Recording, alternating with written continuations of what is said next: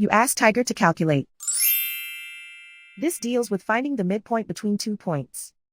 The midpoint between the 2 points is 20,36. Let's solve it step by step. Plot the 2 points and calculate the midpoint using the formula.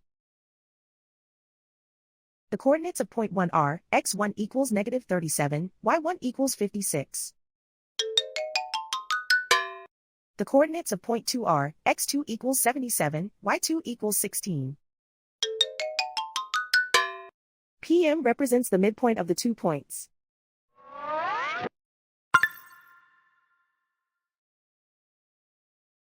Use the x values in the midpoint formula to find the midpoints x. x1 equals -37. x2 equals 77. Simplify the arithmetic.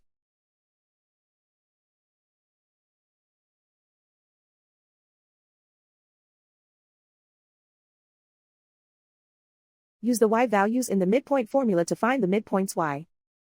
y1 equals 56. y2 equals 16.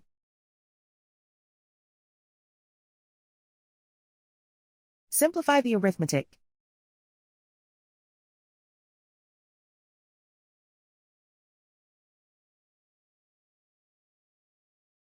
And so, the midpoint is 20,36.